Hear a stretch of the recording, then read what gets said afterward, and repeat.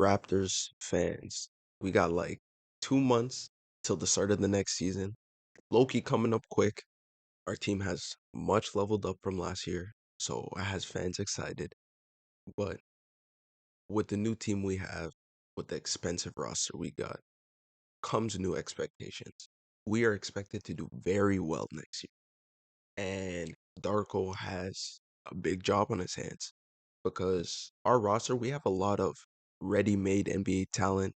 We have a lot of sophomores, rookies, and a lot of guys that we have invested a lot of time to give minutes, even though we are trying to be the best team we could be.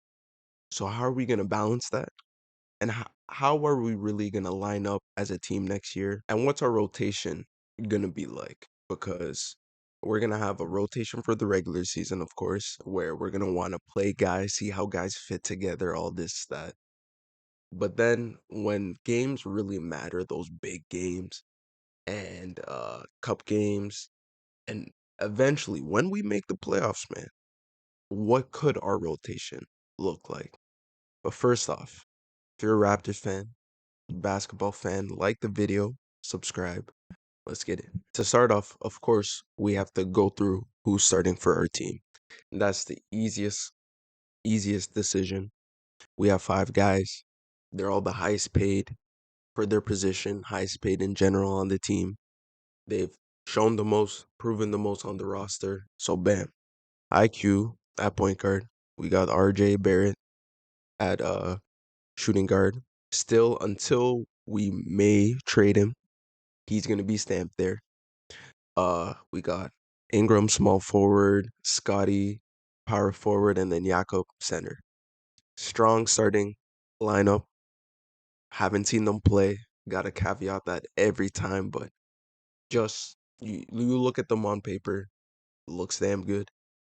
Got a closer, NBI, playmakers in Scotty and IQ, play finishers in RJ, solid ass center in Jakob. Like I love our starting five. No one can jump in our roster right now. No one can jump into that lineup because those are all the best guys we got. Moving on. Let's go to players that are stamped off the bench because we have a lot of guys that may get minutes, may be in the G League, but we have a couple guys that are 100% without a doubt going to be on our bench. The first guy I'm going to name, I don't know if I love it the most, but Grady Dick, he is going to come off our bench. The reason I don't love it is because I didn't love his last year. Last year, he had the chance to really show why he could be a real NBA player. He had all the opportunity, was able to take all the foolish shots that man wanted to take, gave him the ball, and really, we got to see how his defense is, and it's not there. Too many times Darko pulling him for lesser guys on our bench just because they can hang. They don't collapse our defense every possession. They don't get hunted. And every time they get hunted, ends up with a basket for the other team. Saying all that though, it's a new year. Who knows what he could have improved on in that time? But I feel like the organization has a lot of confidence in him and from last year, investing a lot in Grady to be a great NBA player. So he stamped off the bench.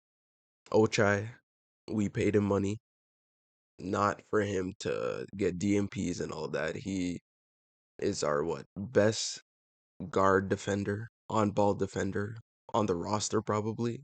Maybe especially for guards, 100%. So with the leap he took for 3-point shooting, we gotta hope that continues. He's 100% gonna play. Those are the two stamp guys I got. The rest of them, I feel like it's all about performance based. How they do when they get their minutes. First guy up, Jacoby. That's the guy I hope blossoms the most on our bench. He's a guy I can see has a high ceiling where if we can unlock all his best attributes, if we can mold him into being a great defender. His jump shot continues to be consistent because he showed a lot in summer league. He can be way more than a bench guy, but for this year, he has to show it. He has to be a very positive spark off the bench. But I can see his name being called almost every game. I'm pretty sure every game he's gonna play. Next guy is our rookie, CMB. Colin Murray Boyle's gonna play a lot of minutes. We didn't pick this guy at 9 when he was projected to go later for him to just eat up minutes.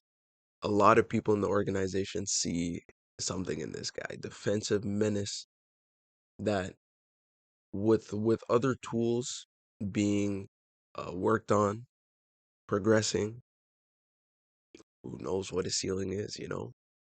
He I feel like could be a main defensive anchor. He can change our defense because our starting lineup not the best defensively. We have one plus defender in our starting lineup. That gonna be a problem. You know, we can divvy up the minutes as much as we want, but that's probably our starting and closing lineup. So that time in between, we need to be solid on defense. Who not better to call off your bench than them CMB? So then the rest of the rotation because that what did I name already? That's a 9-man rotation right there. Starting five, Grady, Jacoby, CMB, who's the last guy? Ochai. 9-man rotation. Most playoffs stop right there. So the rest of these guys really have to outshine everyone, have to prove themselves because they will get opportunity here and there, but it may not be as consistent. Jamal Shed, it sucks because really who is our point guard off the bench? So maybe by default he will be playing much more minutes than I'm thinking, but as a backup point guard, his playmaking's all right. His shooting is it's all about the defense with him. And as much as I say we need to level up defensively, especially off the bench, we have Ochai and CMB already guarding the same people he would have guarded, especially Ochai.